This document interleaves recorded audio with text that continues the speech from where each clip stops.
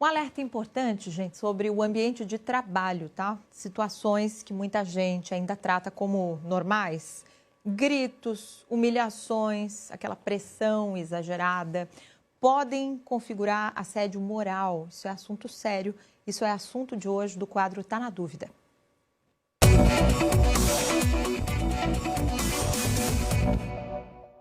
Uma cartilha do Ministério Público do Trabalho explica o que esse tipo de violência é e como que a vítima deve agir. Geise Eliel está com a gente, explica, né, Geise? É um assunto delicado porque, na maioria das vezes, existe uma relação de poder, né, no trabalho, existe uma relação hierárquica. Como é que a gente deve proceder?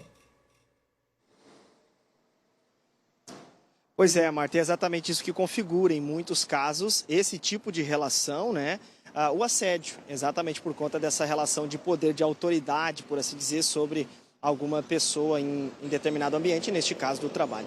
Nós, inclusive, estamos, né, no Abril Verde, né, Marta, que é justamente aquele mês ou aquela campanha do Ministério do Trabalho que visa justamente trazer conscientização com relação à saúde do trabalhador e à segurança do trabalhador.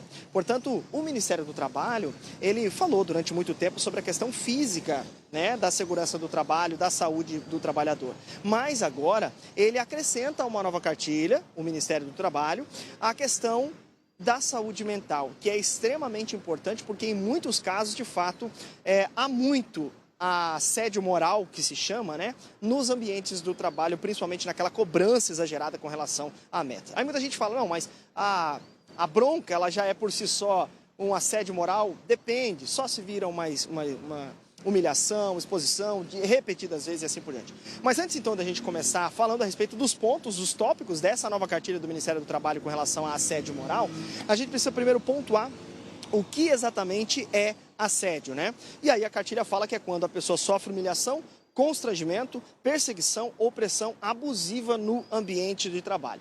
Pode acontecer, de acordo com a cartilha, com palavras, atitudes, ameaças, exposição ou até mesmo isolamento da pessoa. A cartilha diz ainda que isso pode acontecer uma vez ou então de forma repetida.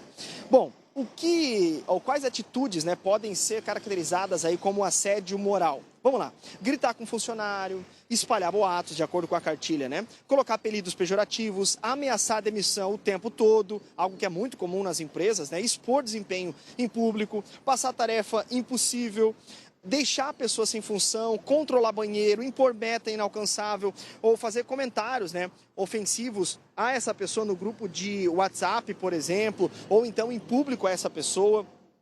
E aí uma outra dúvida é, mas nessa relação, só chefe pode fazer isso? Não, às vezes um colega de trabalho que está numa posição de gerência ou está numa posição de maior responsabilidade ou encargo, né, pode também acontecer dessa pessoa praticar o assédio. Então, olha só, a cartilha diz, só chefe pode praticar assédio? E a cartilha diz, não. Pode vir do chefe, de colega, de subordinado e até de cliente ou fornecedor.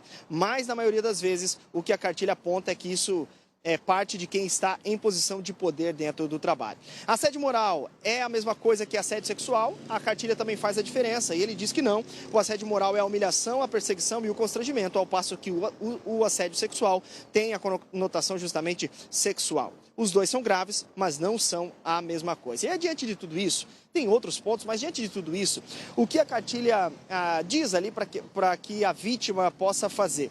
Bom, ela deve guardar tudo o que puder servir de prova, mensagens, e-mails, bilhetes, áudios, fotos, vídeos.